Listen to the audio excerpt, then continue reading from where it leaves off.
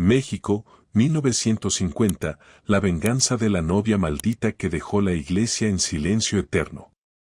¿Alguna vez has sentido que un pueblo entero puede guardar un secreto, y que ese secreto, tarde o temprano, cobra vida y exige su pago? Porque esto que vas a escuchar no es solo una historia de una novia traicionada. Es la historia de cómo una humillación pública se convirtió en una maldición que se pegó a las paredes de una iglesia, a las campanas, a la memoria de los vivos. Y a la conciencia de quienes callaron cuando debieron hablar. Quédate, porque hoy vas a llevarte algo muy específico, vas a entender por qué una promesa rota puede pudrir un lugar durante décadas, como la culpa de unos pocos terminó manchando a todos. ¿Y cuál fue la única salida real cuando la venganza ya estaba a punto de volverse eterna? Y te lo advierto desde el inicio, hay un momento, cerca del final, donde una sola decisión cambia el destino de un pueblo completo. Y ahí es cuando entiendes que no siempre se gana destruyendo. La madrugada caía con un peso extraño sobre San Miguel de las Cruces. Octubre de 1950 había llegado con una neblina espesa que se pegaba a las piedras como si quisiera borrar los caminos, cubrir los techos de adobe y esconder los rostros detrás de puertas cerradas. El empedrado brillaba mojado, no era un brillo alegre, sino un reflejo opaco, frío, de esos que parecen de cementerio. En lo alto, la torre de la iglesia de Santa María de la Asunción se levantaba firme, vieja, oscura, como un guardián que ya había visto demasiado y que por eso no prometía consuelo, solo vigilancia. Había pueblos donde la iglesia era refugio. En San Miguel de las Cruces, desde hacía años, la iglesia era advertencia. Nadie se ponía de acuerdo sobre cuándo empezaron los rumores, y eso, en un pueblo chico, es casi imposible. Unos aseguraban que fue en septiembre, cuando las lluvias dejaron un olor raro, como de flores pasadas, como de ramo olvidado en un cuarto cerrado. Otros juraban que todo se desató la noche en que encontraron al padre Sebastián encogido en el confesionario, tiritando como si lo hubieran sacado de un río helado, murmurando oraciones antiguas que casi nadie entendía, con la mirada perdida, como si alguien le hubiera mostrado algo que un sacerdote nunca debería escuchar. El padre no decía nada. Solo apretaba el rosario y repetía que rezaran, que no hicieran preguntas, que por favor dejaran de pronunciar ciertos nombres en voz alta. Y cuando un cura pide que no se nombren ciertas cosas, la gente hace exactamente lo contrario, pero lo hace bajito, con miedo, como si hasta las paredes tuvieran oídos. Si esta historia ya te está atrapando, te pido algo sencillo, suscríbete y quédate hasta el final, porque lo que viene no se entiende si te bajas a la mitad. Y si estás escuchando desde otro país, déjalo en comentarios, porque estas historias viajan lejos, y a veces, cuando viajan, revelan cosas que en el lugar de origen nadie se atrevía a decir. El primero en atreverse a soltar el nombre fue don Arturo Sandoval, el boticario. No era un hombre de chismes. Era de esos que hablan poco, que escuchan mucho y que, cuando por fin dicen algo, el pueblo entero se queda quieto, porque sabe que no lo hace por gusto. Aquella tarde, mientras trituraba hierbas y preparaba un tónico para doña Refugio, cuya hija llevaba 3 noches despertando a gritos diciendo que una mujer vestida de blanco le hablaba desde la ventana, don Arturo se detuvo, se limpió las gafas con manos temblorosas y, casi como si se le escapara el aliento, murmuró, esa, ha vuelto. Después de tantos años, ha vuelto para cobrar. Elena Mendoza.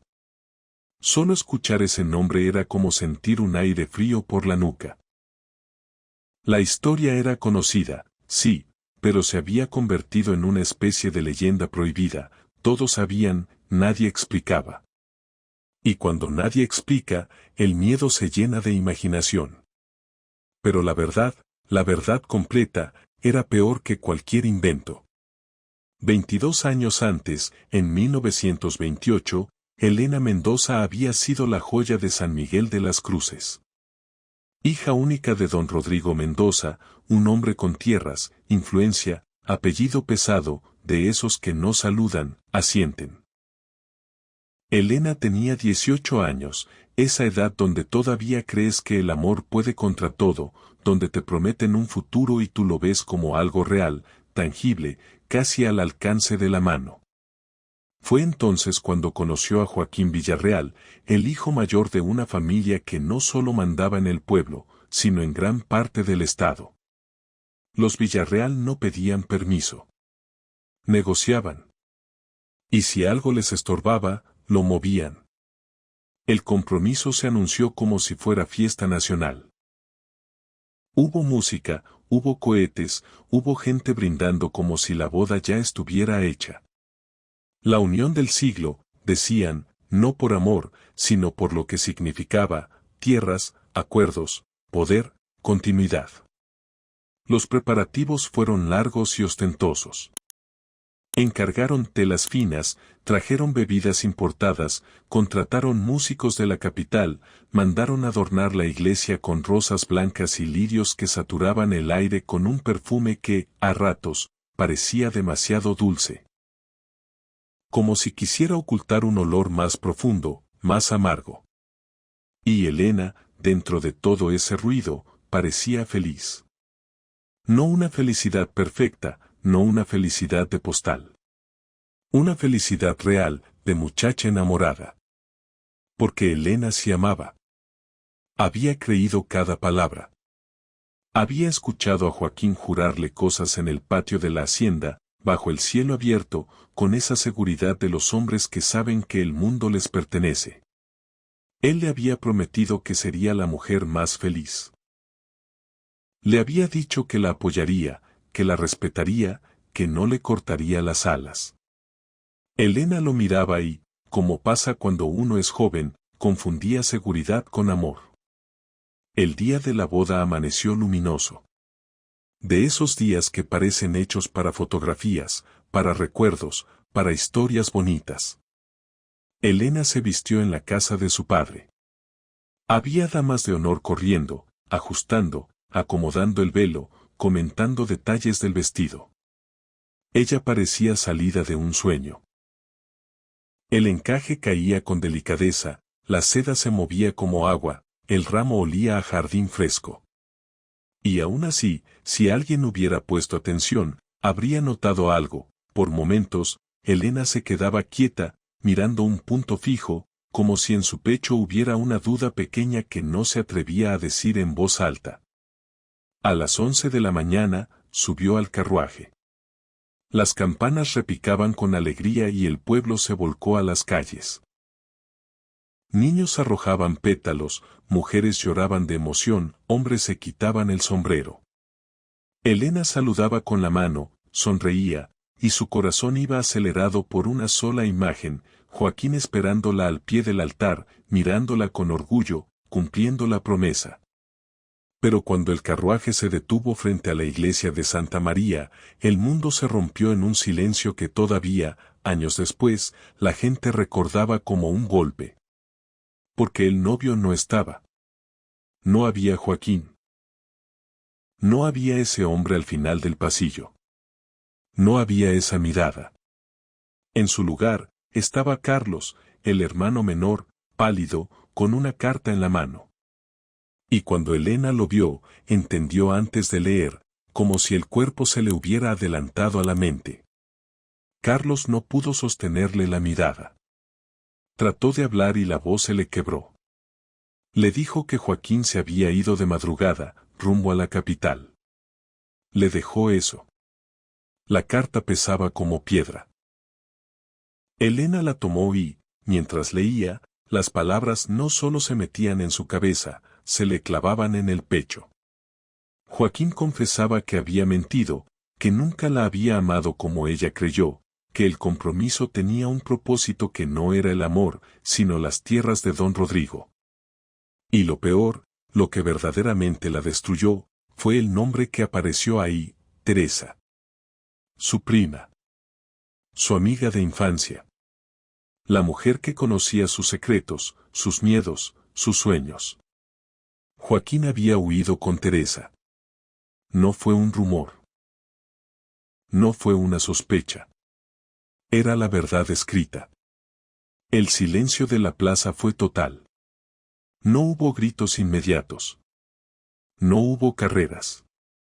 Solo la mirada de todos sobre Elena, como si el pueblo entero estuviera esperando verla derrumbarse para confirmar lo que siempre se dice en los pueblos, que las mujeres deben aguantar.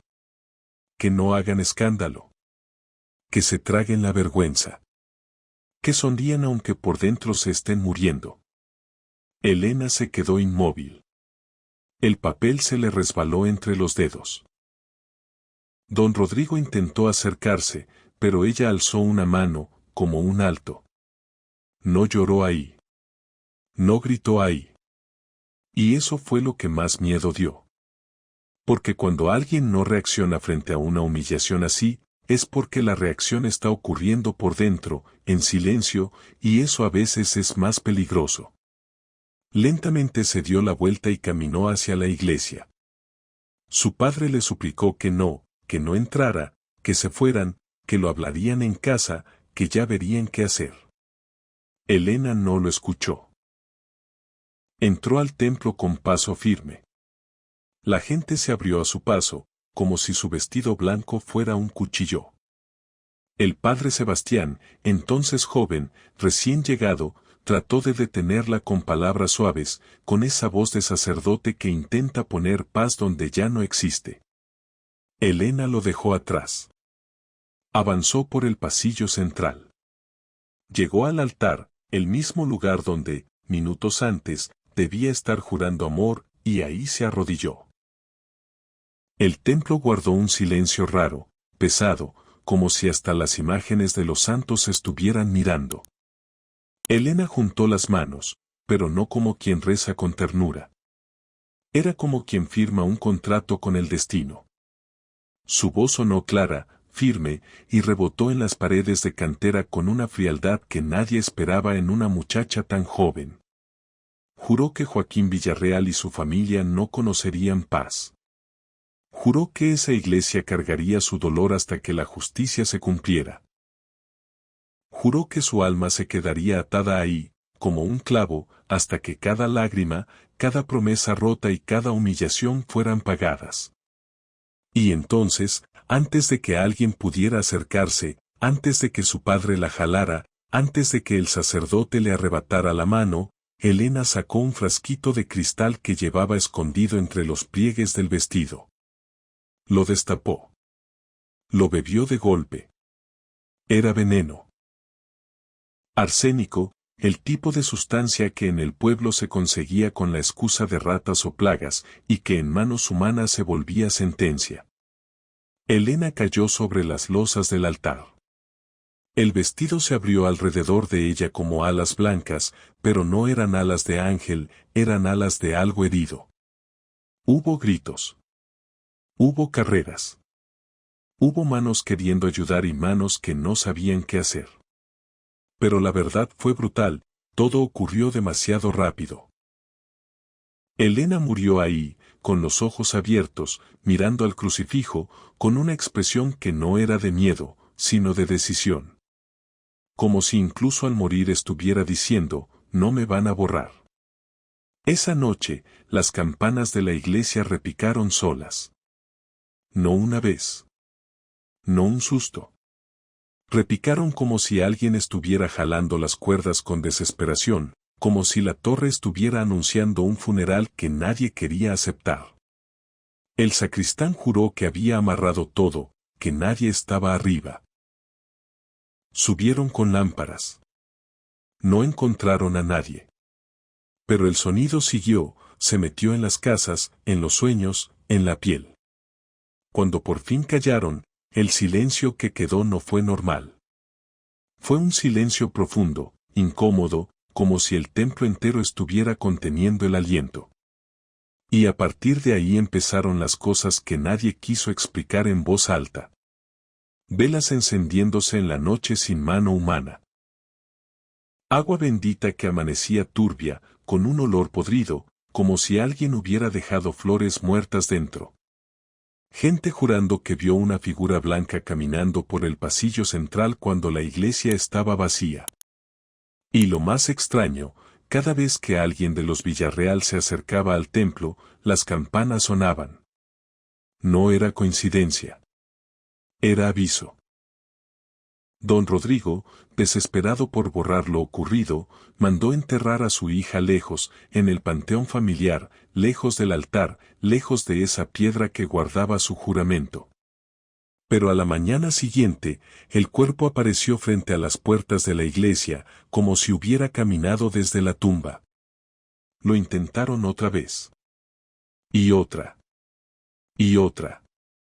Siempre lo mismo. Al final, aterrorizados, sellaron el ataúd bajo el altar mayor, el mismo lugar donde Elena había pronunciado su maldición. Los Villarreal intentaron seguir adelante. Como siempre hacen los poderosos, actúan como si el dolor ajeno fuera un accidente menor. Pero la tragedia los persiguió. Joaquín y Teresa murieron 2 semanas después en un accidente de carruaje. Los hallaron destrozados, irreconocibles. El padre de Joaquín sufrió un derrame que lo dejó vivo, consciente, pero atrapado, incapaz de hablar, con los ojos pidiendo algo que nadie entendía. Y uno tras otro, miembros de la familia comenzaron a enfermar, a perder la razón, a morir en circunstancias extrañas. El pueblo vivió años bajo esa sombra. La iglesia, poco a poco, se fue quedando vacía. La gente prefería caminar kilómetros al pueblo vecino que entrar a Santa María. Algunos decían que se les cerraba la garganta adentro, que el aire se volvía pesado, que sentían una mirada detrás del cuello. Los sacerdotes que intentaban oficiar misa reportaban una presencia hostil, como si alguien les apretara el pecho. Para 1940, el templo parecía abandonado. Solo el padre Sebastián permanecía, terco, envejeciendo en esas paredes, negándose a irse, como si creyera que si él se iba, el último hilo de paz se rompería para siempre. Y entonces llegamos de nuevo a octubre de 1950. 22 años después. Pero algo había cambiado. Ya no eran solo campanas o velas. Ahora la gente decía verla claramente por las calles, una mujer en vestido de novia, caminando despacio, dejando a su paso pétalos marchitos como si el suelo se enfermara con su presencia. Entraba a casas, se detenía junto a camas, susurraba nombres al oído de los que dormían. Don Arturo, el boticario, había visto esos ojos por la ventana 3 noches seguidas. Y no eran ojos de muchacha enamorada. Eran ojos vacíos, oscuros, como pozos donde se había acumulado odio por décadas. Viene por todos, le dijo don Arturo al padre Sebastián en la iglesia, con la voz rota. Por todos los que estuvimos ese día, por todos los que vimos y no hicimos nada. Ha esperado 22 años, padre, ¿por qué ahora? El padre no supo qué responder. Pero si sintió algo, el tiempo se estaba acabando. Y cuando el tiempo se acaba en una historia como esta, los finales no suelen ser amables. La investigación empezó por accidente, y eso a veces es lo más inquietante. Que el destino no entra por la puerta grande, entra por un descuido. Lucía Ramírez, la nueva maestra del pueblo, había llegado hacía apenas 3 meses. Tenía 26 años, venía de la capital, con ideas modernas, con esa mezcla de juventud y firmeza que se nota en la manera de caminar. Ella no creía en supersticiones. O, mejor dicho, creía que los pueblos se inventan cosas para explicarse la tristeza. Pero incluso Lucía tuvo que admitir que algo estaba pasando. Sus alumnos llegaban a clase ojerosos, agotados, y los más pequeños repetían lo mismo, como si lo hubieran ensayado: una mujer de blanco los mira por la noche. Una mujer de blanco les habla. Una mujer de blanco les dice nombres. Las familias empezaron a irse. Primero una, luego otra. Carretas cargadas al amanecer, camioncitos viejos, gente dejando atrás casas, huertos, historia. En un pueblo, eso no es normal. Eso es huida. Y Lucía, que había ido a enseñar, se encontró en medio de un lugar que se estaba vaciando como si el miedo fuera una plaga. Una tarde de sábado, acomodando la pequeña biblioteca de la escuela, encontró un diario escondido entre las páginas de un libro viejo de historia local. Era de Mariana Soto, una de las damas de honor de Elena. La tinta estaba gastada, pero las palabras seguían ahí, tercas, como si se negaran a morir. Lucía leyó y, a medida que avanzaba, sintió un escalofrío que no tenía nada que ver con el clima. Mariana había escrito sobre los preparativos, sobre la alegría aparente, pero también sobre las dudas. Elena había empezado a sospechar semanas antes. Había escuchado murmullos. Había notado miradas. Había sentido que Teresa, su prima, estaba rara. Y en las últimas páginas, Mariana revelaba lo que nadie en el pueblo decía: Elena sabía. No todo, no con pruebas, pero sabía lo suficiente para tener el corazón en alerta. Teresa, en un arranque de culpa, le había confesado que estaba con Joaquín. Le rogó que callara, prometiéndole que convencería a Joaquín de terminar el compromiso con dignidad. Elena confió. Porque Elena era leal. Y Teresa la traicionó 2 veces, le robó al hombre y le dejó caminar hacia la humillación pública con la verdad guardada en el pecho. Lucía cerró el diario y se quedó sentada, respirando despacio, como si el aire se hubiera vuelto más pesado. Esto no era solo una novia abandonada. Era una mujer usada como moneda. Era una traición diseñada. Y la palabra maldición empezó a sonar menos fantástica y más lógica: cuando destruyes así a alguien, algo queda. Algo se queda pegado. Decidida, Lucía buscó al padre Sebastián. Lo encontró en la iglesia, como siempre, arrodillado, rezando como si cada oración fuera una piedra que trataba de sostener el techo. El sacerdote se había vuelto un hombre consumido por los años y la culpa. Pero cuando Lucía mencionó el diario, en sus ojos cansados apareció un destello, como si por primera vez en mucho tiempo alguien le estuviera ofreciendo una salida. La llevó a la sacristía, a un cuarto donde guardaba papeles que nadie había visto. Cartas, testimonios, registros de intentos fallidos por calmar lo que habitaba ahí. Y, en un cajón cerrado con llave, un expediente más grueso. El padre dijo que era su investigación de 1945, cuando las apariciones se volvieron más violentas. Había entrevistado a los que quedaban vivos. Había unido puntos. Y lo que descubrió le dio vergüenza incluso contarlo. La traición había sido más profunda. Don Rodrigo, el padre de Elena, había sabido del plan desde el inicio. Había aceptado sacrificar la felicidad de su hija a cambio de alianzas. Teresa no había actuado sola, la matriarca Villarreal, doña Remedios, había movido los hilos con frialdad, considerando que Elena no era apropiada para su hijo, no por su falta de virtud, sino por algo peor, por envidia. Porque Elena aún tenía sueños. Lucía sintió náuseas. Todos sabían. Y el padre Sebastián asintió. Por eso la venganza no fue solo contra Joaquín y Teresa. Elena sabe quién participó. Ha ido cobrando. Pero ahora queda poca gente, y su rabia ya no distingue. Lucía preguntó quiénes quedaban. El padre sacó una lista. Don Arturo, que sabía del veneno y no la detuvo. Doña Remedios, ya senil, perdida en su propia mente, pero responsable del origen. Y él mismo, el padre Sebastián. Porque Elena se había confesado con él 3 días antes de la boda. Le había suplicado ayuda. Y él, joven e ingenuo, le dijo palabras vacías, la mandó a casa, la tranquilizó, y le falló. El sacerdote se quebró. No lloraba como alguien débil. Lloraba como alguien que lleva décadas tragando culpa. Lucía le puso una mano en el hombro, pero sabía que el consuelo no alcanzaba. Entonces el padre dijo algo que cambió la urgencia de todo. Cada año, cerca del aniversario, Elena se manifestaba más fuerte. Pero ese año era distinto. 22.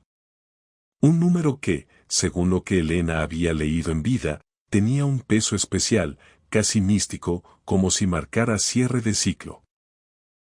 El padre creía que ella tenía hasta el 1 de noviembre, día de Todos los Santos, para completar la venganza de un modo definitivo. Y si lo hacía, la maldición quedaría fijada para siempre. El templo caería en un silencio del que no se vuelve.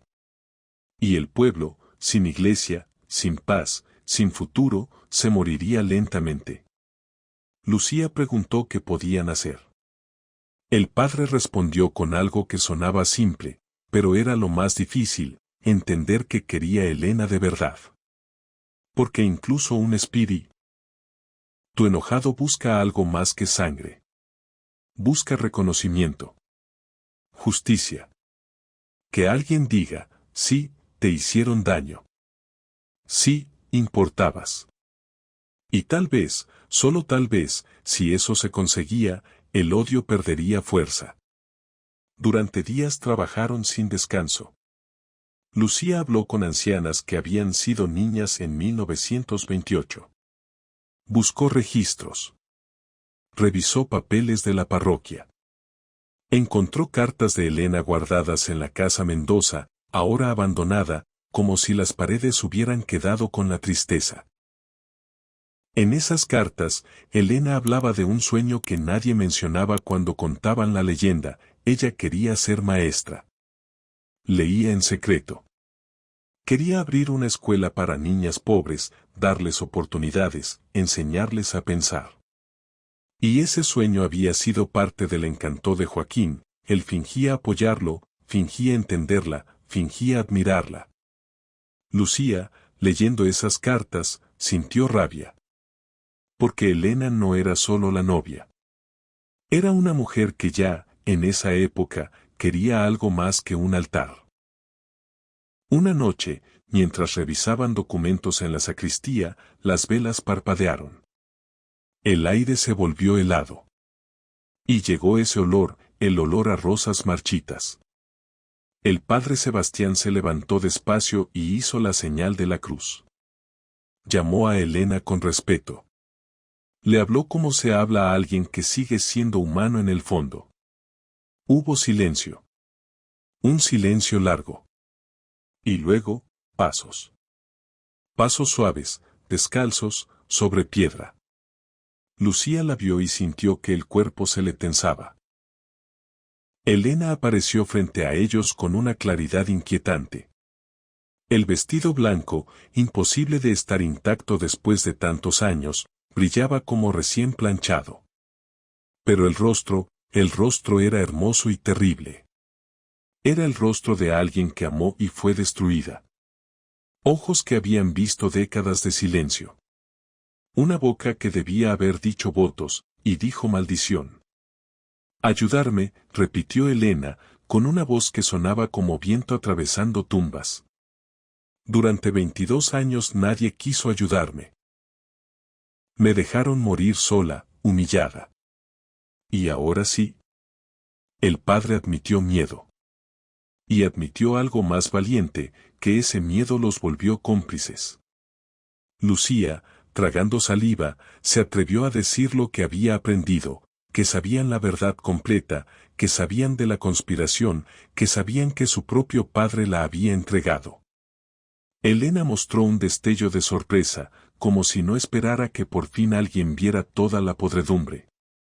Lucía también le dijo algo que cambió el aire. Que habían visto quién era ella realmente, no la figura de pesadilla, sino la mujer que quería enseñar, que quería dejar una marca propia. Por un segundo, el rostro de Elena se suavizó. Por un segundo asomó la muchacha de 18 años. Quería hacer algo que importara, susurró. Quería que mi vida fuera mía, ¿eso era demasiado? No, dijo Lucía, con firmeza. No era demasiado. Pero escucha esto, Elena. Si completas tu venganza como la planeas, si dejas que el odio te termine de consumir, entonces ellos ganan. Te quitan la vida y te quitan el alma. No permitas que te conviertan en eso. Las campanas empezaron a sonar con furia, como si el templo se enojara.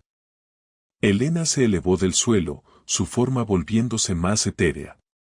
Merecen sufrir, dijo. Todos merecen pagar. El padre Sebastián, con voz temblorosa pero clara, le lanzó la pregunta que duele. Si la venganza le costaba su condena eterna, ¿de verdad eso era lo que quería? ¿Permanecer encadenada al altar, al odio, o ser libre? Elena vaciló. El repique se hizo más lento. Libre, repitió como si fuera una palabra ajena. Dijo que no había escape, su cuerpo estaba bajo el altar, su juramento la ataba. Lucía respondió que siempre hay elección, incluso en la oscuridad, y que tenían una propuesta.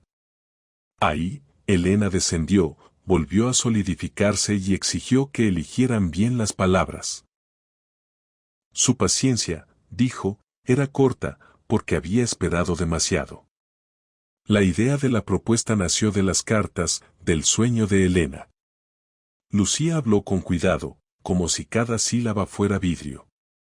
Dijo que la venganza ya había cobrado lo suyo, Joaquín y Teresa muertos, el padre de Joaquín atrapado en su cuerpo, conspiradores castigados. Pero quedaban 3 nombres, don Arturo, doña Remedios, el padre Sebastián. 3 vidas que Elena podía tomar antes del 1 de noviembre para cerrar el círculo. Elena confirmó, fría, 3 vidas para pagar. 3 para sellar la deuda. Y entonces Lucía lanzó la pregunta que nadie esperaba, ¿y si pudieras tomar algo más valioso que sus vidas? Elena frunció el ceño, confundida. Lucía dio un paso, tu escuela. La que soñaste. Déjame construirla en tu nombre. Que tu legado sea educación y esperanza, no miedo. Que tu venganza sea obligarlos a crear lo que te negaron. El silencio se volvió tan profundo que se escuchaban gotas de cera. Elena no reaccionó de inmediato. Parecía procesar algo que su odio no había contemplado, que existía una justicia distinta a la destrucción. Lucía siguió, don Arturo tenía dinero, podía financiar. Doña Remedios tenía propiedades, podían ponerse al servicio. Y el padre Sebastián podía conseguir apoyo de la iglesia, bendecir el proyecto, protegerlo. No era un favor. Era reparación. Una escuela, murmuró Elena, como si en su pecho se abriera una puerta vieja. El padre Sebastián, entendiendo por fin, añadió algo más, un lugar donde las niñas aprendieran que valen por sí mismas, que no son dotes, que no son adornos. Que sus sueños importan. ¿No era esa la venganza más fuerte contra quienes la redujeron a una transacción? Los ojos de Elena ardieron con otra clase de intensidad. Y entonces, desde la sombra de los bancos, apareció una voz, don Arturo Sandoval. Había escuchado todo. Caminó como pudo, viejo, encorvado, con lágrimas. Dijo que llevaba 22 años esperando ese momento. Que cuando preparó el veneno, sabía para qué era, y cayó. Se arrodilló frente al altar, humillado. Ofreció su fortuna completa. Dijo que ese dinero nunca lo disfrutó, porque cada moneda le olía a cobardía. Juró construir la mejor escuela y vigilar que el nombre de Elena no fuera recordado como fantasma, sino como benefactora. Elena lo miró largo, como si pudiera ver dentro de sus huesos. Luego extendió una mano etérea y tocó su frente. Don Arturo tembló, pero no se apartó. Te perdono, dijo Elena. Y esas dos palabras cayeron en la iglesia como una campana distinta, no de muerte, sino de liberación. Pero no olvido. Cumple. Y cuando te toque irte, podrás irte en paz. Don Arturo juró por su alma. Si llegaste hasta aquí, no te vayas.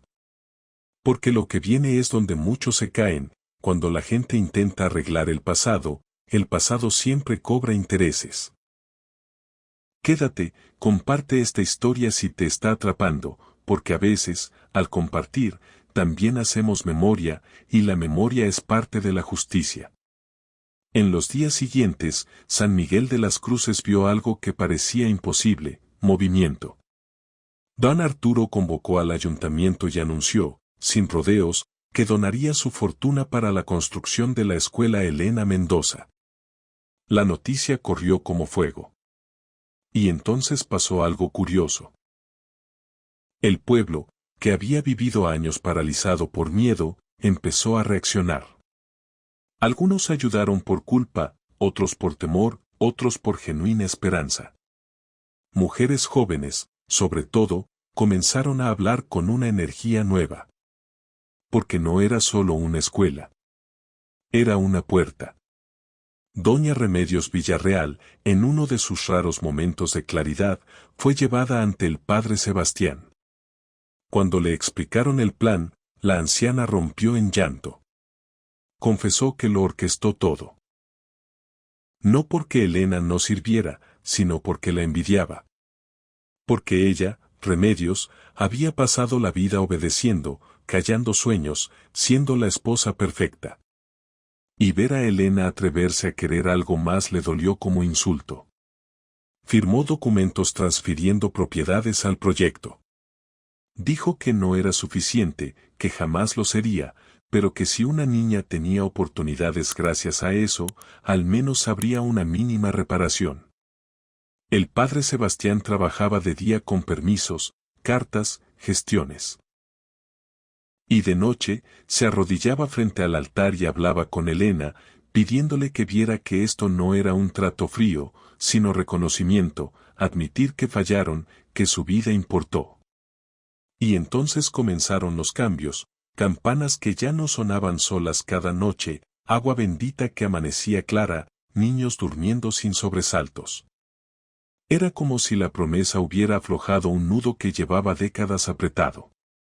Lucía se dedicó al plan educativo con una obsesión noble. Consultó programas, pidió apoyo a educadoras, imaginó aulas, biblioteca, talleres.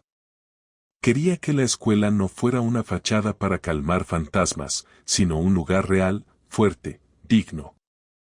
Y, aún así, la pregunta no se iba, ¿qué pasaría con Elena?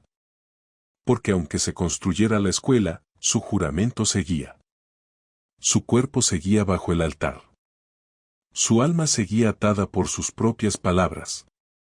Una semana antes de Todos los Santos, Lucía se lo dijo al padre Sebastián, había que liberarla por completo. El padre admitió que existía un rito de absolución, pero era peligroso. Solo podía hacerse con consentimiento del espíritu. Y si, al final, Elena se resistía, el resultado podría ser devastador. Aún así decidieron intentarlo. Lo harían la noche del 31 de octubre, antes de que el plazo se cerrara. Don Arturo insistió en estar, pese a su edad. Doña Remedios también, en silla de ruedas. Y lo más impactante, decenas de habitantes llegaron a la iglesia, formando un círculo alrededor del altar. No iban como espectadores morbosos. Iban como testigos. Una anciana, compañera de infancia de Elena, dijo que venían a pedir perdón en nombre de los que callaron. Venían a asegurarle que su memoria sería honrada. Venían a decirle algo que nadie le dijo viva, importabas. Cuando el reloj marcó la medianoche, el padre Sebastián comenzó el rito. Las palabras antiguas llenaron el templo, pesadas, solemnes. Y entonces, sin que nadie encendiera nada, las velas se prendieron solas, cientos, como si la iglesia fuera mediodía. Elena apareció por última vez, pero distinta, su vestido parecía emitir luz, no amenaza. Su rostro ya no tenía esa dureza de venganza, sino una serenidad triste, como alguien que por fin entiende. Dijo gracias. No como fórmula. Como verdad.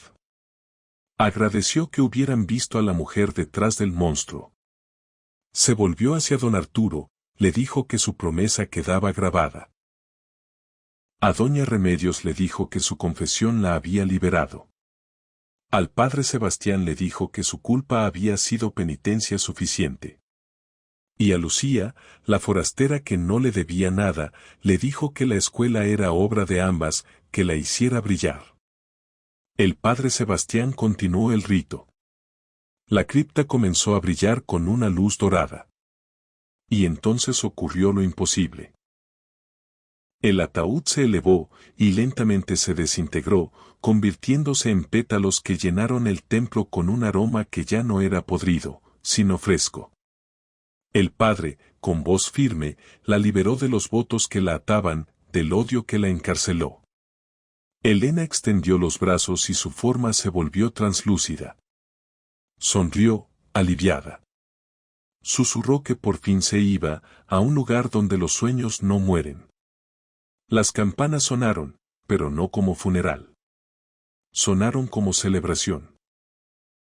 Un repique que despertó al pueblo entero, no con miedo, sino con una sensación extraña, esperanza. En un destello, Elena desapareció. El silencio que siguió era distinto. No era el silencio pesado de la maldición. Era un silencio limpio, como el que queda después de una tormenta cuando el aire huele a tierra mojada y se siente que el mundo respira. El padre Sebastián cayó de rodillas agotado. Lucía lo sostuvo. La gente salió en susurros, llorando, abrazándose, como si hubieran sobrevivido a algo que no sabían cómo nombrar. Don Arturo se quedó mirando el altar, viendo los pétalos en el suelo. Dijo que al amanecer empezarían los planos. Que no descansaría hasta verla terminada. Los días siguientes transformaron el pueblo. Familias regresaron. Comercios reabrieron. Niños jugaron sin miedo. Y lo más importante, la forma de hablar de Elena cambió. Ya no era la novia del susto. Empezó a ser la maestra Elena, la mujer que quiso enseñar, la que dejó un legado. Lucía se convirtió en directora del proyecto. Don Arturo cumplió más allá de lo esperado, incluso convenciendo a otros de contribuir. El terreno para la escuela fue una propiedad villarreal abandonada desde la muerte de Joaquín. Había una justicia silenciosa ahí, lo que simbolizó poder y crueldad, ahora sería cuna de oportunidades. La construcción empezó en diciembre de 1950. El padre Sebastián bendijo los cimientos, y más de uno juró sentir una presencia cálida, como aprobación. Durante meses ocurrieron coincidencias buenas, herramientas que aparecían, accidentes evitados por segundos, trabajos avanzando con una facilidad rara. Los obreros lo decían bajito, ella está ayudando. Lucía diseñó cada detalle, aulas amplias, luz natural, biblioteca como corazón, estantes altos, libros de todo tipo, laboratorio, espacios para arte, música, teatro. No quería una escuela pobre. Quería un templo de conocimiento. Encargaron una placa de bronce con el rostro de Elena, basado en el único retrato que sobrevivió, ojos inteligentes, una sonrisa suave, un libro entre las manos. La inscripción hablaba de un sueño que trascendió la muerte y recordaba a cada estudiante que sus sueños y su voz importaban. En abril, doña Remedios falleció dormida, tranquila. Hubo un funeral grande. No por olvidar lo que hizo, sino por reconocer que, al final, eligió reparar. El padre Sebastián habló del perdón y de la redención, de que nunca es demasiado tarde para enfrentar la verdad. Esa noche, Lucía soñó con Elena. Ya no vestía de novia. Vestía sencillo, como una maestra, con calma en el rostro. Le dijo que Remedios había sido perdonada. Lucía le preguntó si ella estaba en paz. Elena respondió que más de lo que imaginó. Dijo que veía la escuela tomar forma y que era más hermosa que sus sueños. Dijo que estaba libre. Don Arturo alcanzó a ver la escuela terminada. Un día antes de la inauguración pidió que lo llevaran. Recorría pasillos en silla de ruedas, tocando paredes con manos temblorosas. Lloró. Dijo que era perfecta. Y, como respuesta, una brisa cálida recorrió el edificio con las ventanas cerradas. Don Arturo sonrió. Murió esa noche con el rostro sereno. En su última voluntad dejó un fondo de becas para que ninguna niña sacrificara sueños por falta de dinero.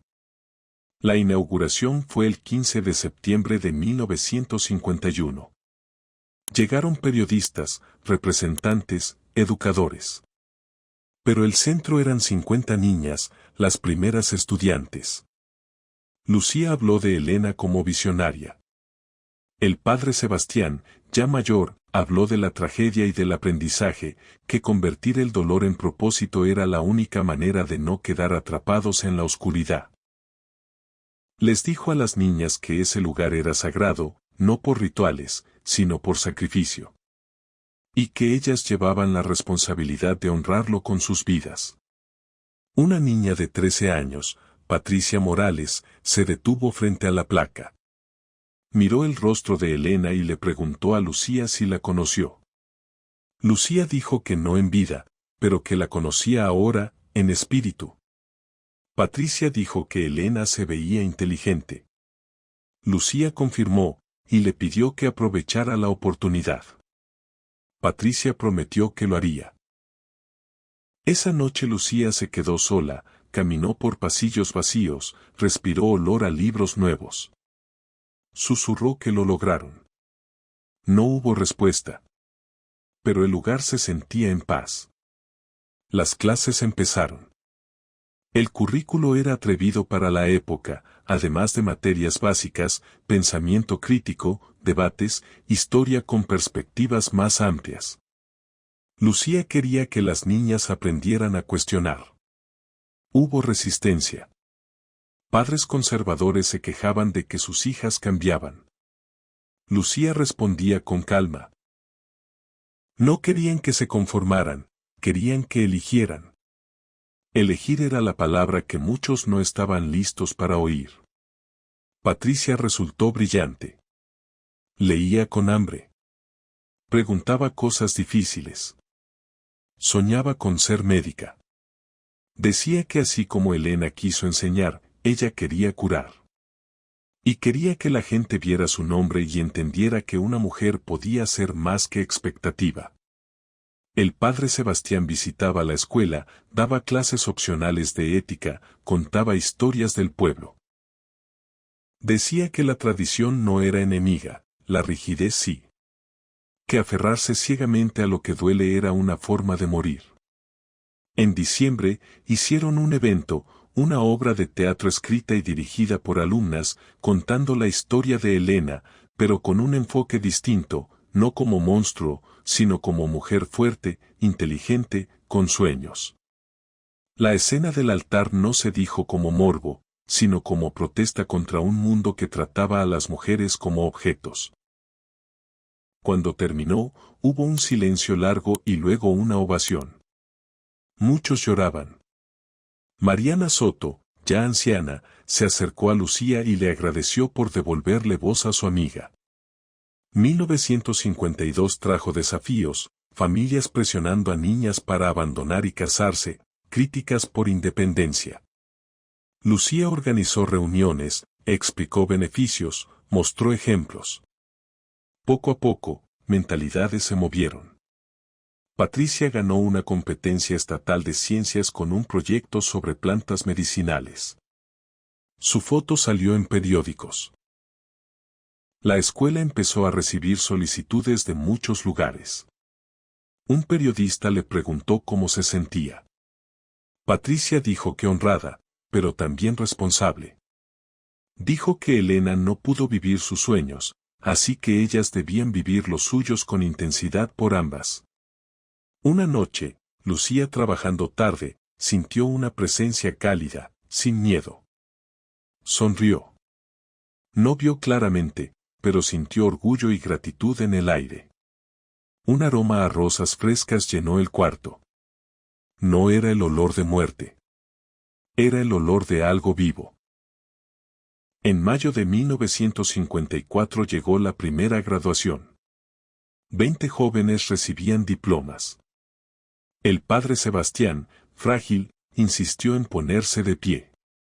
Dijo que creía que había presenciado el fin, pero se equivocó, no fue final, fue inicio.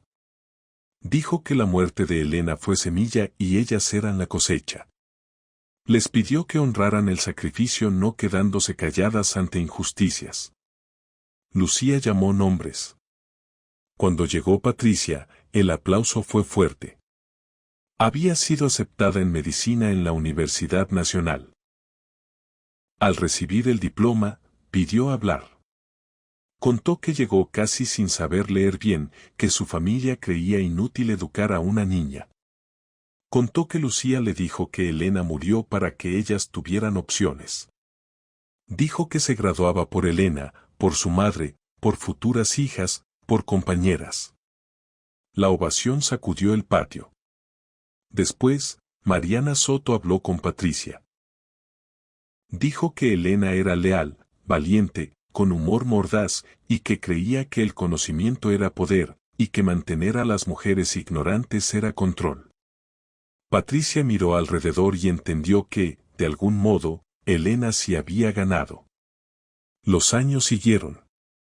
La escuela agregó cursos técnicos. Patricia se graduó en 1960, regresó, abrió consultorio, regalaba libros a niñas pacientes con una inscripción que hablaba de sueños posibles. Algunas exalumnas se volvieron maestras, abogadas, ingenieras, artistas. Algunas eligieron ser amas de casa, pero por elección, no por imposición.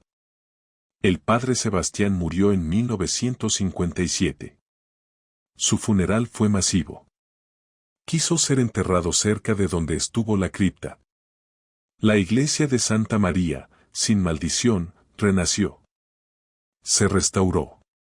Las campanas volvieron a sonar para bodas y bautizos. Y eso, en un pueblo, significa vida. Lucía dirigió hasta 1965. Su sucesora fue una exalumna. En su despedida, Lucía dijo que llegó como forastera y aprendió más de lo que enseñó. Sobre perdón, sobre transformar tragedia en propósito, sobre legado. Dijo que los muertos a veces descansan no por paz, sino porque saben que su trabajo sigue en manos capaces. En 1978, a 50 años de la muerte de Elena, la escuela ya era reconocida. Tenía cientos de estudiantes. Se organizó una gran celebración. Patricia, ya pediatra respetada, fue organizadora. Dijo que no celebraban una muerte, celebraban vidas nacidas de esa tragedia. Exalumnas contaron cómo la escuela les salvó de matrimonios arreglados, cómo les dio valor para estudiar carreras impensables. Mariana Soto, con casi un siglo encima, habló con mente clara. Dijo que había visto cambios inimaginables y que nada le daba más orgullo que verlo construido del dolor de su amiga. Dijo algo que quedó flotando como sentencia dulce, que la venganza verdadera fue ser recordada por lo que inspiró, no por cómo murió. Hubo una procesión silenciosa desde la escuela hasta la iglesia. Mujeres de todas las edades, velas y flores blancas, caminando por las mismas calles donde Elena caminó hacia la humillación. La iglesia, restaurada, tenía vitrales que contaban la historia no como terror, sino como transformación. Lucía colocó rosas en el lugar donde estuvo la cripta. Agradeció por confiar en ellas. Y esa noche, Varias personas juraron ver una figura luminosa en el campanario, tranquila, como observando con satisfacción. Las campanas repicaron a medianoche con una melodía alegre que nadie programó. A la mañana siguiente, hallaron algo imposible: en el sitio donde dejaron las rosas, había brotado un rosal completo, creciendo desde piedra, sin tierra, sin explicación. Florecía blanco, puro. Los expertos no pudieron justificarlo. Lo dejaron. Se volvió símbolo. Belleza nacida donde antes hubo silencio. Los años pasaron. La escuela creció. Se adaptó. Pero mantuvo misión: empoderar. Patricia murió en 2005, con 80 y tantos, dejando donación grande. Mariana murió en los 80, repitiendo que ya iba a ver a Elena. Lucía murió en 2015, casi centenaria, lúcida, siempre nombrando a Elena como inspiración. El rosal nunca murió. Florecía década tras década, como una respuesta silenciosa a quienes decían que la tragedia solo deja ruinas. Se habla del centenario. Se habla de miles de graduadas. Se habla de mujeres en todas partes conectadas por un hombre que antes era miedo y luego se volvió fuerza. Y así, con el tiempo, la historia dejó de contarse como susto y se convirtió en lección, que a veces la justicia no llega como castigo, sino como construcción, que el poder más grande no siempre es destruir, sino crear, que la verdadera inmortalidad no nace de una maldición, sino de un legado que sigue caminando cuando tú ya no estás. Y si te quedas con una enseñanza de todo esto, que sea esta: la venganza puede callar un lugar, pero solo la reparación lo devuelve a la vida. Elena Mendoza no encontró su final feliz en un altar junto a un hombre que la traicionó. Lo encontró en miles de vidas que nunca conoció, pero que crecieron gracias a su sueño. Y eso, aunque suene duro, es lo que más duele para quienes la usaron como moneda, que ellos se volvieron un apellido olvidado, mientras ella se volvió eterna. Pero hay algo que casi nadie cuenta cuando se repite esta historia como si fuera solo una leyenda bonita con final redentor. Porque transformar una maldición en legado no es como apagar una vela y ya.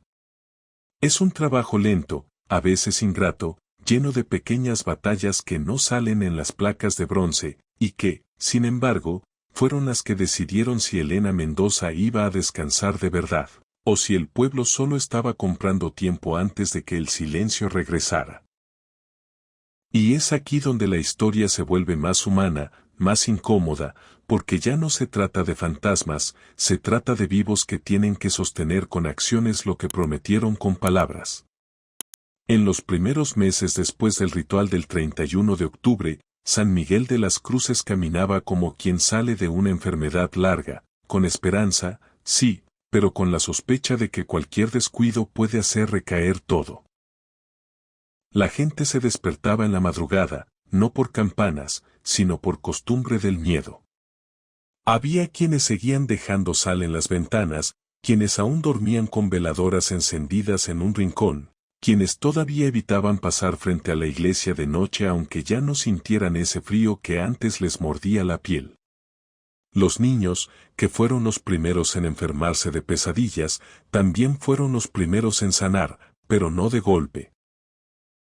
Una semana dormían tranquilos, otra volvían a despertar llorando, como si el cuerpo todavía recordara lo que la mente ya quería olvidar. Lucía lo notaba en la escuela, en esos ojos pequeños que miraban la puerta como esperando ver entrar algo que nadie más veía.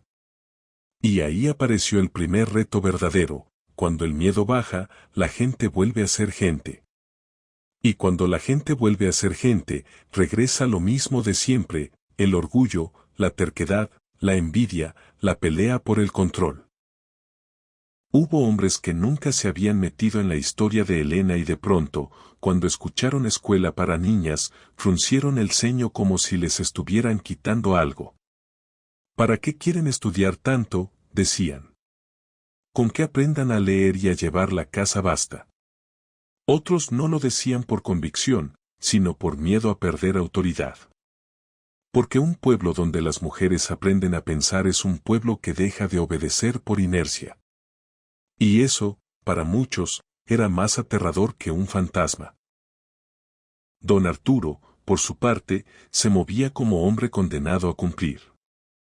Al principio, algunos no le creyeron.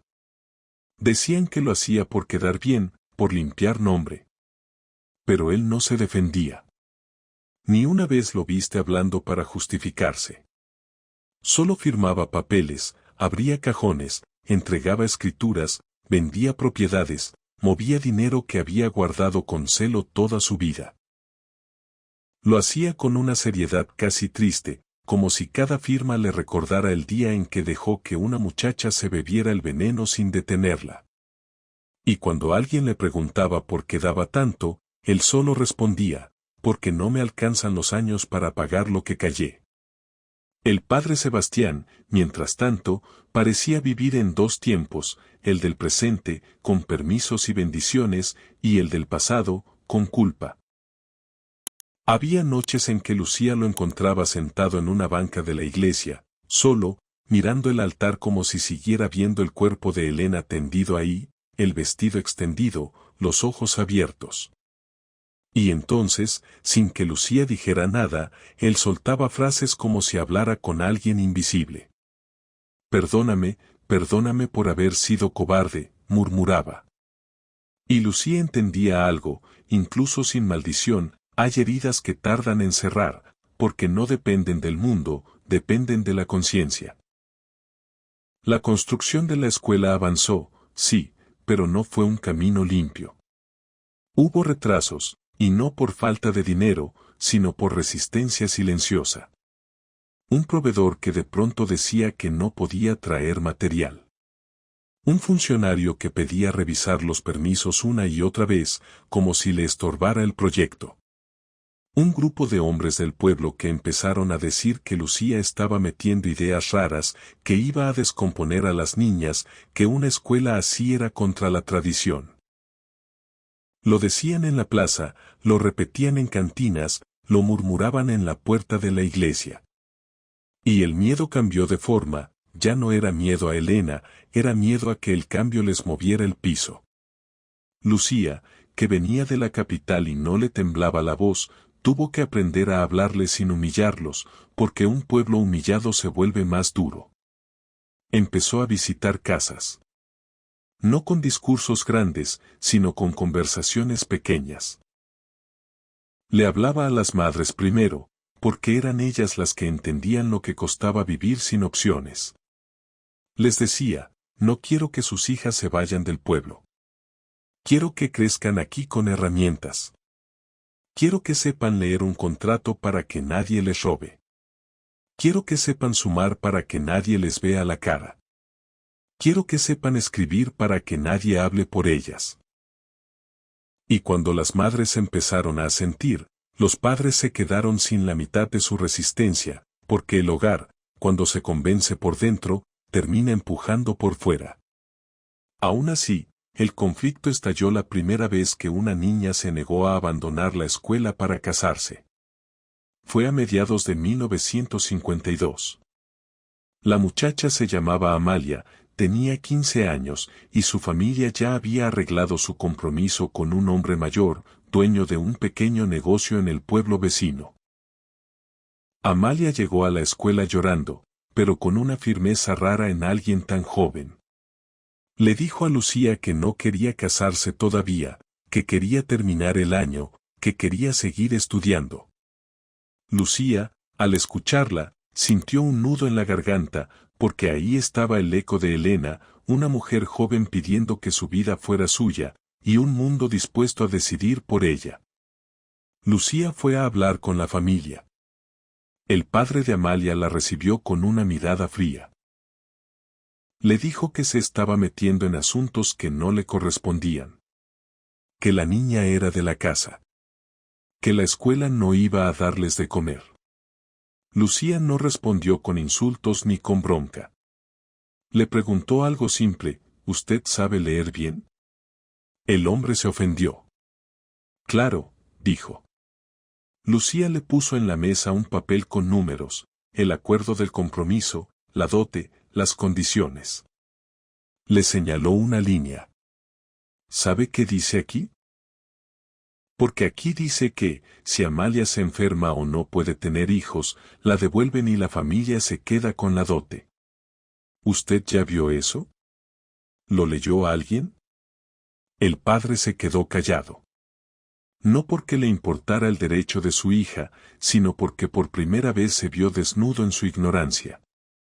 Y ahí, justo ahí, Lucía mostró el valor práctico de la educación sin sonar académica. No quiero pelearme con usted. Quiero que usted pueda decidir con información. Eso es todo.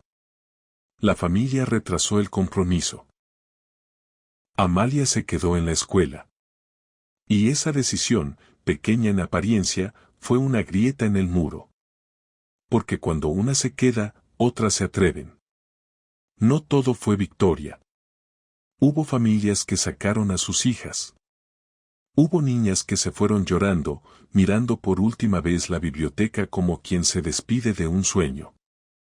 Lucía se quedó con esa tristeza, pero no la convirtió en discurso. La convirtió en trabajo, más reuniones, más visitas, más paciencia.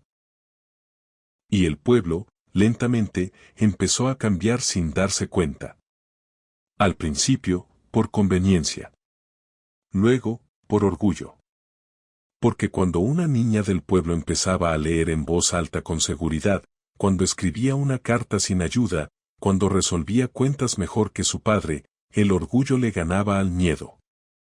En esos mismos años ocurrió otro detalle que pocos mencionan: la iglesia, que había sido centro del terror, se convirtió en el centro de una vigilancia nueva. No por sospecha de maldición, sino por respeto. La gente empezó a entrar de nuevo, primero de día, luego al atardecer.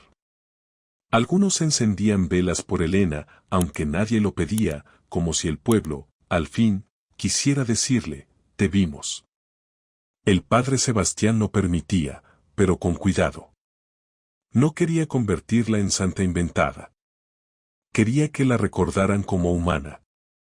Porque la tragedia de Elena no era que muriera, era que la convirtieran en símbolo sin verla como persona.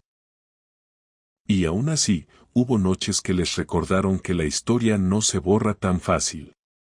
Una madrugada, en pleno 1953, un sacristán nuevo, joven, que no vivió el horror de los años anteriores, decidió mover unas tablas cerca del altar para reparar una filtración.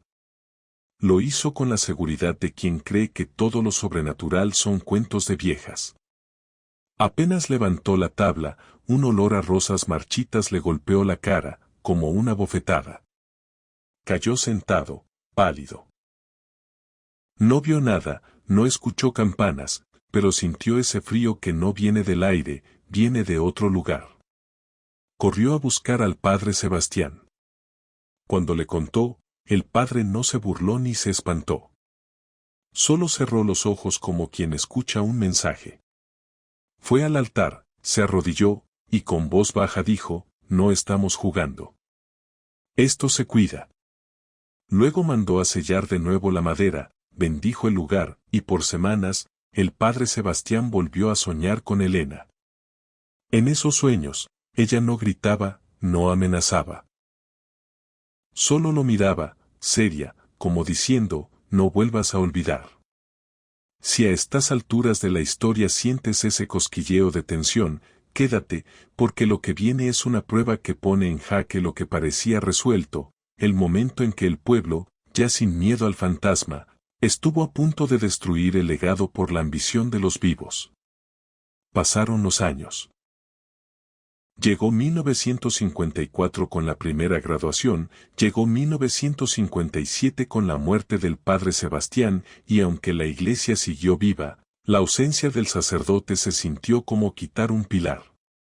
El nuevo párroco, un hombre correcto pero distante, no cargaba la culpa original. Veía a la escuela como un proyecto social útil, sí, pero no comprendía el peso espiritual de lo ocurrido. Lucía lo notó cuando intentó modificar ciertas tradiciones, cuando quiso volver más estrictas algunas normas de la parroquia. El pueblo, por primera vez en mucho tiempo, le respondió con firmeza. Ya no era el pueblo sumiso de 1928. Era un pueblo que había aprendido, por dolor, que callar puede ser peor que hablar. En 1961 ocurrió un incidente que pudo haber sido el regreso del silencio. Un comerciante de fuera, de esos que ven oportunidad en cualquier cosa, llegó y empezó a hablar del rosal. Para entonces, el rosal ya era rumor vivo. Dicen que crece sin tierra, dicen que florece aunque no lo rieguen, dicen que es señal. El comerciante quería vender la idea como atracción. Propuso cercarlo, cobrar entrada, organizar visitas, poner puestos. Algunos en el pueblo, tentados por el dinero, lo escucharon. Y ahí se vio algo peligroso: cuando conviertes el dolor en negocio, la memoria se pudre. Lucía se opuso de inmediato. Dijo que el rosal no era espectáculo, era símbolo. El comerciante se rió. Dijo que la gente paga por símbolos. Y en una noche, sin permiso, mandó a 2 hombres a cortar una rama para llevarla a mostrar a un vivero en la ciudad y certificar que era rara. No eran hombres malos, eran hombres pobres, usados por alguien más. Entraron a la iglesia con una linterna. Se acercaron al rosal. Levantaron la mano con el machete. Y ahí pasó algo que nadie pudo explicar, pero que todo el pueblo sintió como aviso. La linterna parpadeó y se apagó. La temperatura bajó de golpe. No hubo gritos, no hubo apariciones claras, pero el aire se volvió pesado como si el templo respirara lento. Uno de los hombres juró que escuchó un susurro justo detrás de la oreja, una voz femenina, firme, sin insulto, sin amenaza exagerada, pero con una orden que helaba. No, el machete se le cayó de las manos como si le pesara toneladas. Los 2 salieron corriendo y, al llegar a la plaza, se hincaron frente a todos, llorando, diciendo que no lo harían, que perdón, que lo que fuera, pero no. Al día siguiente, el comerciante se fue del pueblo insultando, diciendo que era un lugar atrasado. Nadie lo detuvo. Y desde entonces, el rosal se cuidó como se cuida una tumba sagrada, con respeto, no con comercio. Ese episodio dejó una enseñanza silenciosa. La maldición se había transformado en algo distinto, sí, pero no era un permiso para olvidar. Era una advertencia: lo que nació del dolor se honra, no se explota. En los años 60, la escuela empezó a mandar pequeñas ondas hacia afuera.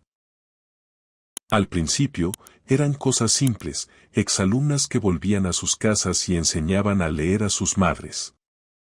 Niñas que ayudaban a su padre a llevar cuentas de negocio. Mujeres que empezaban a cuestionar acuerdos injustos. Y el pueblo, sin darse cuenta, se volvió más difícil de engañar. Ese fue el cambio real, no los discursos, no las placas, sino la capacidad de reconocer cuando algo no cuadra.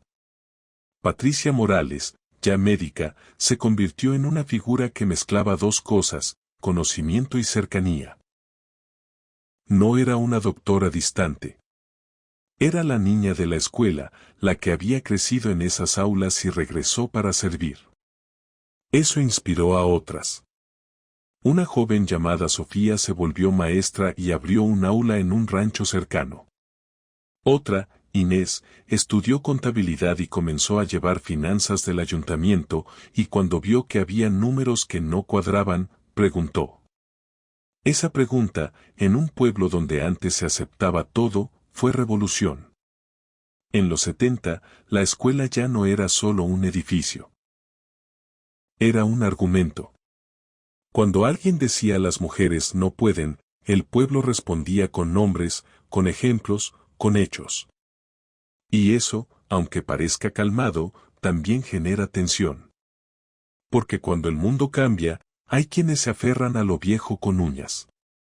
Hubo hombres que empezaron a sentirse menos, y esa inseguridad se transformó en burla, en chisme, en intentos de desacreditar a Lucía y a la escuela. Decían que era una idea de capitalinos, que no respetaba costumbres. Lucía, ya mayor, escuchaba y no respondía con rabia. Decía, no estoy aquí para caerles bien. Estoy aquí para que sus hijas no vivan con la cabeza agachada. Cuando llegó 1978, el aniversario 50, la celebración no fue solo fiesta, fue un examen moral. Porque el pueblo tuvo que decidir qué historia contaba. ¿La del fantasma? ¿La del miedo? ¿O la de la mujer? Por eso la procesión tuvo ese tono reverente. No era teatro. Era reparación colectiva. Y cuando en el campanario algunos vieron esa figura luminosa, la gente no lo gritó como susto. Lo susurró como si fuera un gracias. Con el paso de las décadas, el rosal se volvió una presencia constante, como una respiración del pasado. Cambiaban los curas, cambiaban los presidentes municipales, cambiaban las generaciones, pero el rosal seguía. Hubo sequías. Hubo inviernos duros. Hubo años en que otras flores se marchitaban, pero el rosal florecía igual. Algunos lo llamaban milagro. Otros lo llamaban coincidencia imposible. La mayoría, en el fondo, lo veía como recordatorio: el dolor puede volverse vida si alguien lo sostiene con respeto. En los 90, cuando la escuela agregó nuevos niveles, cuando se volvió más grande, surgió un debate que también fue peligroso: la modernización. Llegaron ideas de convertirla en institución más seria, más formal, con reglas frías, con distancia. Y hubo quienes quisieron borrar la historia, no por maldad, sino por miedo a verse raros. ¿Qué dirán de nosotros si saben que aquí hubo una maldición?, decían. Lucía ya no era directora, pero seguía siendo voz. Y dijo algo que quedó grabado: si borran la historia para no incomodar, entonces la injusticia vuelve a ganar. Elena no necesita que oculten lo que pasó. Necesita que lo recuerden con dignidad. En 2000, cuando se abrió el centro de investigación, llegaron académicos de fuera, gente que preguntaba por documentos, por pruebas, por testimonios. Algunos trataban la historia como curiosidad. Otros como caso social. Y ahí se dio un choque: el pueblo no quería que su dolor fuera tratado como rareza. No querían que Elena fuera un tema de estudio sin alma. Por eso el archivo se organizó con cuidado. Por eso el diario de Mariana Soto se guardó como tesoro. Porque era una voz, no un objeto. Cuando Patricia murió en 2005, el pueblo entero se sintió más pequeño. No solo por pérdida de una médica, sino por pérdida de un puente vivo entre la tragedia y el legado. En su funeral, la fila era larga. Y en medio de la tristeza, muchos recordaron una frase que ella repetía a las niñas: tu vida no es para cumplir expectativas ajenas, es para cumplir tu verdad. Esa frase, simple, era hija directa de Elena. En 2015, con la muerte de Lucía, se cerró el último gran ciclo humano. La forastera que llegó sin deber nada, la que se quedó por convicción, la que convirtió una maldición en institución. En su velorio, una anciana contó algo que dejó a muchos en silencio. Dijo que años atrás, cuando Lucía ya estaba vieja, la encontraron una noche en la iglesia, sola, hablando bajito. Le preguntaron con quién hablaba. Lucía solo sonrió y dijo: estoy dando reporte. Como siempre. Nadie necesitó preguntar a quién. Y entonces, con el paso del tiempo, llegó una pregunta inevitable. ¿Qué pasa cuando todos los testigos directos mueren? ¿Qué pasa cuando la historia se vuelve solo relato contado por nietos? Ahí es donde un legado puede perder fuerza. Y por eso. Oh, En años recientes, la escuela empezó a hacer algo que parecía simple, pero era crucial. Cada generación escuchaba la historia completa, sin morbo, sin exageración, con respeto. No para asustarlas. Para enseñarles algo que no estaba en libros, que el silencio colectivo puede destruir a una persona y que romper ese silencio es responsabilidad de todos. Y aquí, antes de llegar al centenario, ocurrió un hallazgo pequeño que cambió el tono de todo. No fue un documento oficial. No fue un expediente del obispado. Fue una carta. Una hoja doblada, escondida en el doble fondo de un cajón viejo que perteneció al padre Sebastián y que, por años, nadie revisó con cuidado. La encontró una bibliotecaria joven, ordenando papeles para una exposición sobre la historia del pueblo. La carta no tenía fecha clara, pero la letra coincidía con la de Elena en algunas de sus notas. Era breve. Y decía algo que, al leerlo, dejó a la bibliotecaria con la garganta cerrada. No era una carta de venganza. Era una carta de miedo. Elena escribía que sentía que la estaban empujando hacia una vida que no era suya. Decía que amaba, sí, pero también temía perderse. Decía que había soñado con enseñar y que no quería que ese sueño muriera al casarse. Y al final, casi como un suspiro, escribió una frase que parecía predecir todo: si mi voz se apaga, espero que alguien la encienda en otra mujer. Esa carta se volvió pieza central del archivo. No para dramatizar, sino para humanizar. Para recordar que antes de ser fantasma, Elena fue una joven con dudas, con deseos, con miedo, como cualquiera. Cuando se empezó a hablar del centenario de 2028, la escuela preparó una celebración grande, sí, pero también preparó algo más importante, un compromiso. No bastaba con recordar. Había que seguir construyendo.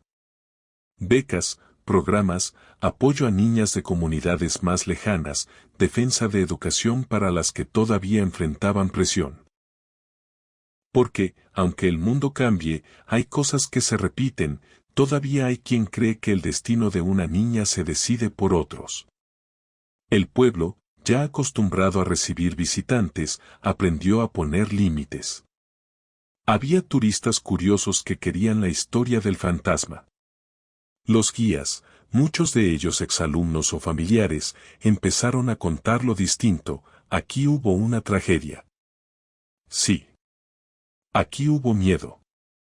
Sí. Pero lo que importa no es el susto, es lo que se hizo con él.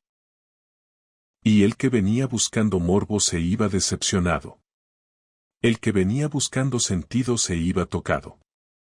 Hay quienes dicen que en noches muy específicas, cuando la luna está llena y el pueblo duerme, el campanario tiene un brillo distinto, no de luz eléctrica, sino de algo suave, casi como reflejo. Otros dicen que es imaginación. Pero incluso los más escépticos admiten una cosa. Cuando caminas por la iglesia y te acercas al rosal, se siente un silencio raro, no pesado, sino respetuoso, como si el lugar te pidiera bajar la voz. Y ese tipo de silencio no nace de la nada. Nace de memoria. Y ahora sí, acercándonos al final verdadero de esta historia larga, aparece la pregunta que te prometí al inicio: ¿por qué esta venganza dejó la iglesia en silencio eterno y cómo se rompió ese destino? Porque el silencio eterno no era solo que las campanas dejaran de sonar. Era que el pueblo aprendiera a callar otra vez. Era que el miedo se volviera costumbre. Era que la injusticia se repitiera. Lo que rompió el silencio no fue una aparición, no fue un milagro espectacular. Fue algo más difícil: la decisión consciente de reconocer el daño, de reparar con acciones, de construir un legado donde antes solo había culpa. Eso fue lo que hizo temblar la iglesia de verdad. No el fantasma. La verdad. Y así llegamos a ese punto donde las historias dejan de ser un relato del pasado y se convierten en una decisión del presente.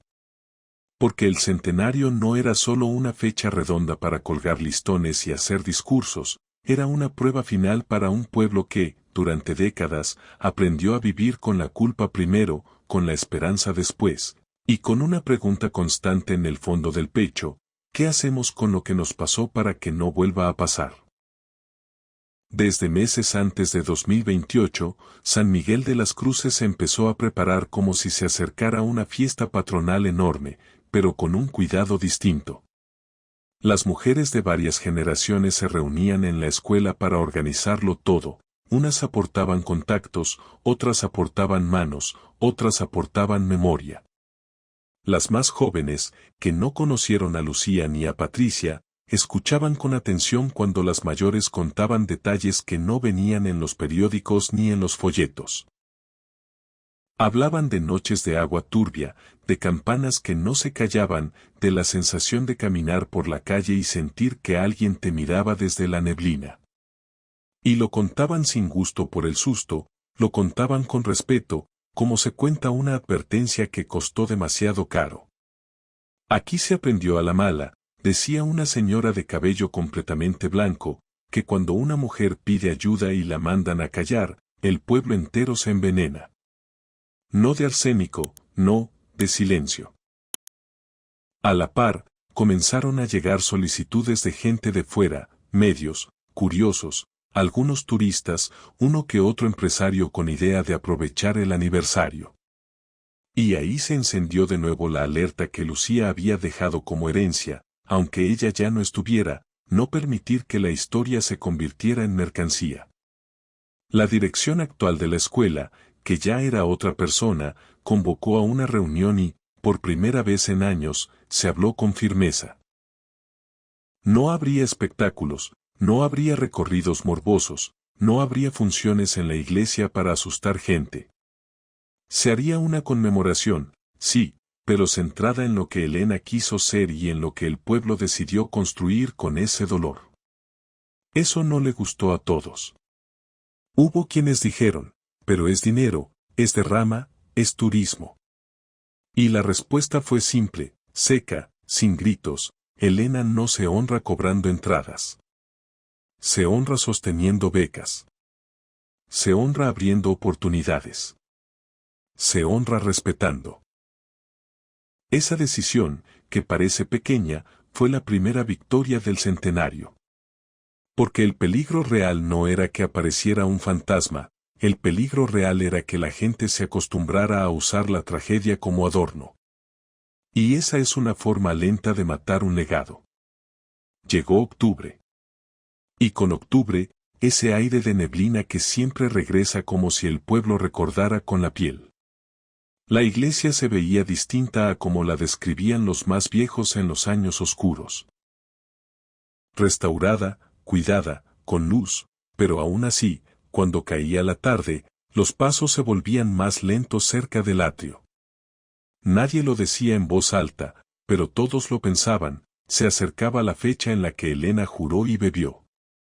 Se acercaba la fecha que, en otras épocas, traía sobresaltos. Era como si el calendario tuviera memoria propia. La noche del 31 de octubre de 2028, la escuela organizó una vigilia silenciosa. No una misa de espectáculo, no una dramatización. Una vigilia de nombres. Se colocaron velas en el patio, una por cada generación de alumnas desde 1951. Mujeres de 80 años sosteniendo la vela junto a niñas de 12. Las más jóvenes miraban el fuego como si estuvieran tratando de entender algo que no se enseña en clases, que cada oportunidad que hoy parece normal antes fue negada, y que alguien pagó el precio de esa negación. Se leyó en voz alta una parte de aquella carta encontrada, la frase que se convirtió en eje de todo. Que si su voz se apagaba, alguien la encendiera en otra mujer. Las palabras, al salir de una garganta humana, sonaban más pesadas que en papel, y por un instante el patio entero guardó un silencio que no era de miedo, era de conciencia. En ese momento, y esto lo contaron varios sin ponerse de acuerdo, ocurrió algo que no parecía amenaza, sino señal. Un viento ligero atravesó el patio, apenas una brisa, pero lo raro fue que el viento traía olor a rosas frescas. No a flores marchitas, no a humedad podrida, sino a rosas vivas, como recién cortadas. No era época de que el aire oliera así, no en ese patio, no de noche. Algunas mujeres se miraron. Nadie gritó. Nadie hizo show.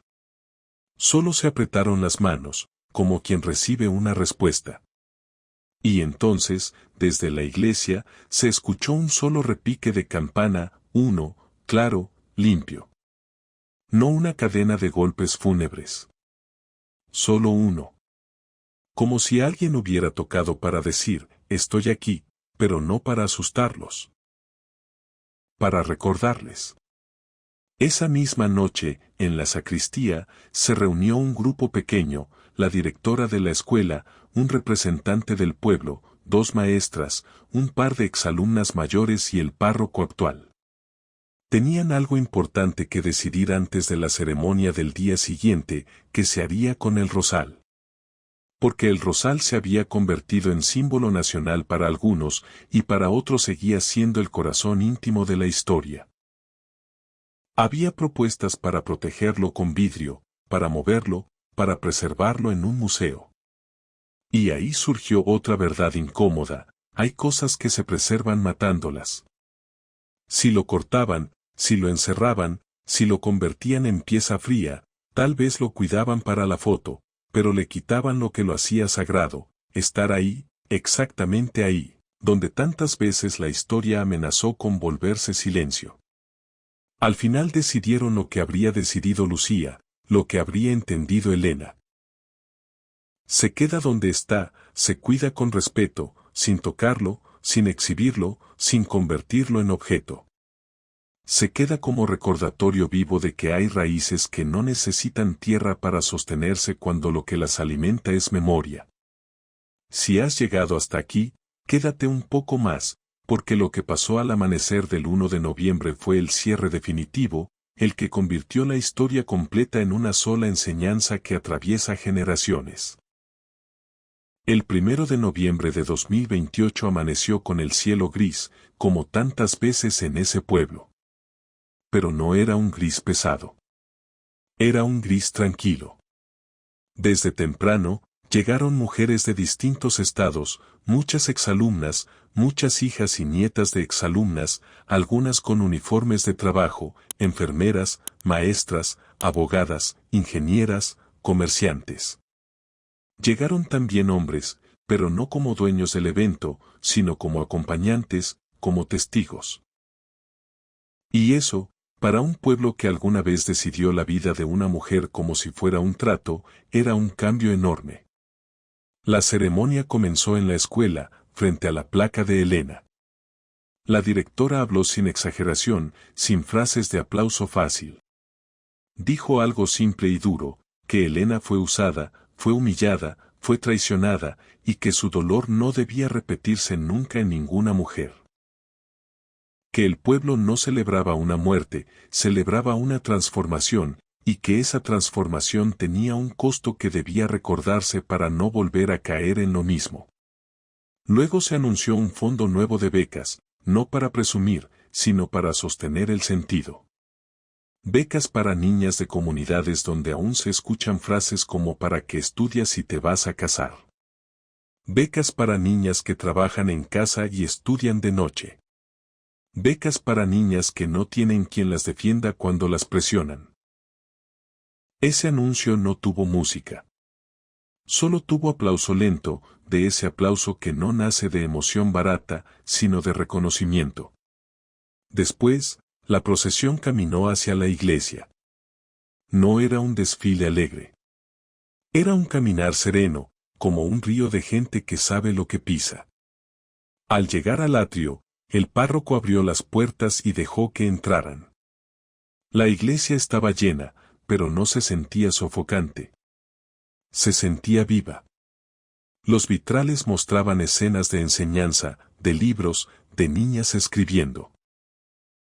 Nada de fantasmas, nada de terror.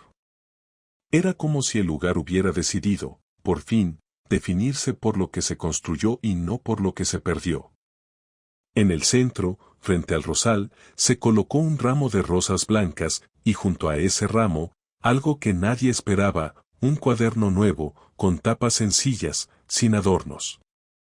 Lo puso una niña que se abrió paso con nervios, de esas que todavía no aprenden a disimular cuando les tiembla el cuerpo.